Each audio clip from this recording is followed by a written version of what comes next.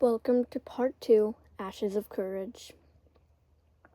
And then, everything went black. I felt the ground beneath me, soft and damp, but I couldn't move.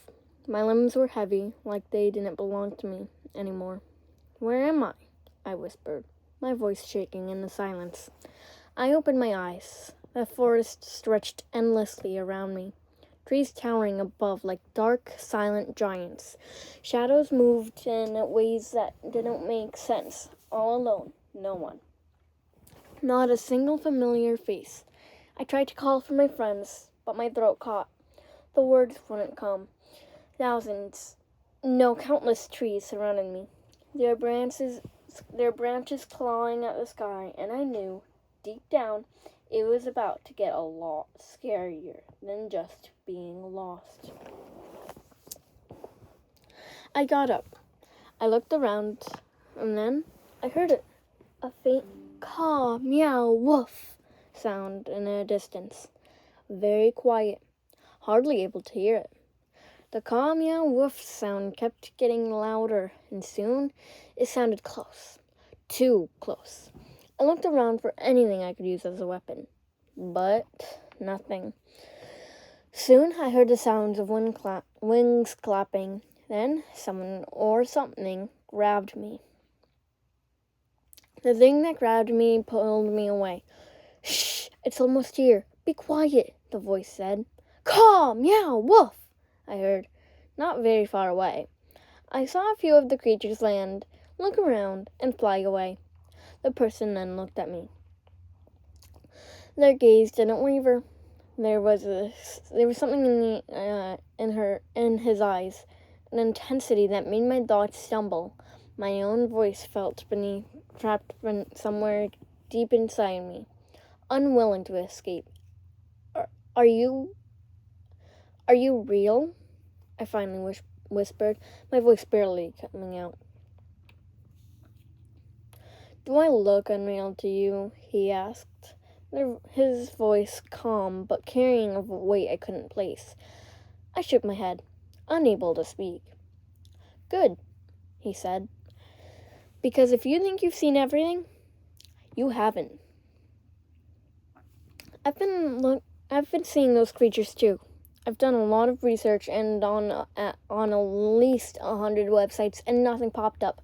Just how to make a Halloween pie or something like that.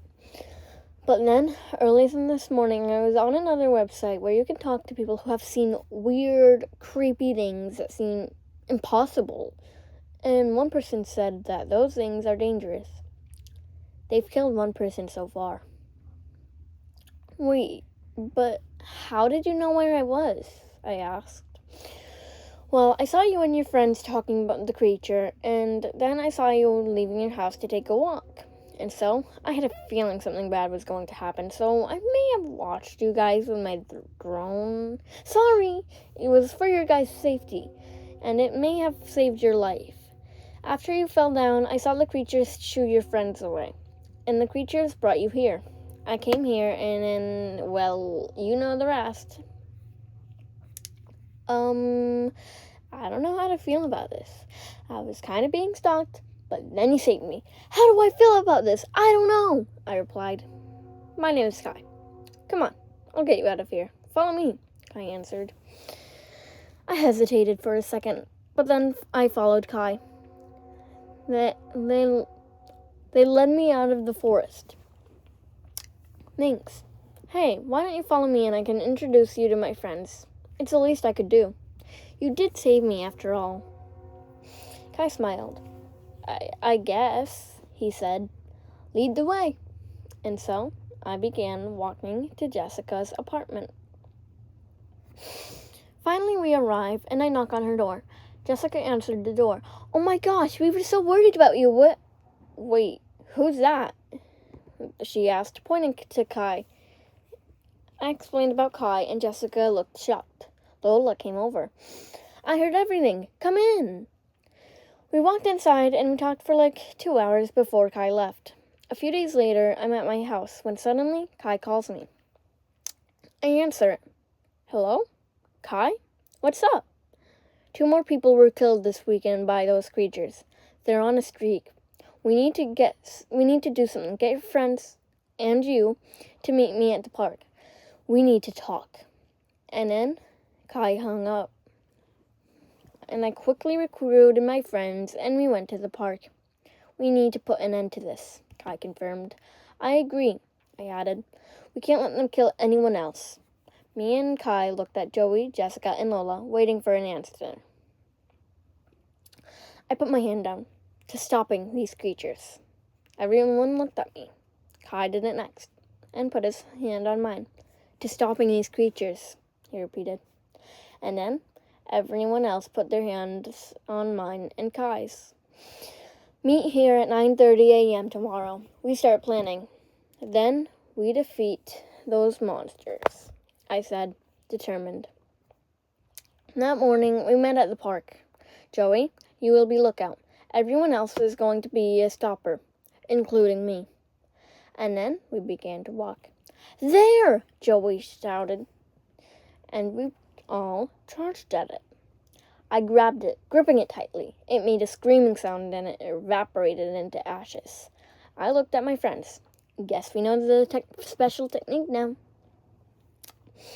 We began to continue walking, turning every evil, unknown creature into ashes we see along the way. But soon, I feel a peck on my head. Then another. And another. And soon, we were getting attacked by those creatures. We flared our arms around, but they weren't leaving. Then, they all charged at me. Kai pushed me down, and they then attacked Kai. "Run!" Kai screeched, and so we ran, hesitantly, but we ran. We were running and finally stopped. A little bit later, we went back. We looked down. Kai lay there, quiet and still. Our stomachs sank. He had pushed us out of danger, protecting us with everything he had. My friends and I froze, unable to believe what had happened. I knelt behind him, feeling a mix of sadness and gratitude. He had given us a chance to survive. Even though he wasn't moving, I could almost feel his bravery in the air around us. We have to keep going," I whispered, my voice shaking. "For him. We can't let what he fought against win." I stood up. "We have to fight for Kai, for all the others who have gotten killed, and for the next victims." Tears ran down our cheeks, dripping onto the ground. He saved my life. Twice. And now, the second time he saved my life, he gave his. And now, we must repay him by defeating the creature that once killed him. For once and for all. "We must keep fighting," I said, looking at Joey, Lola, and Jessica. "For Kai, and all the others." And so, I put my hand out for Kai. "For Kai," Joey whispered.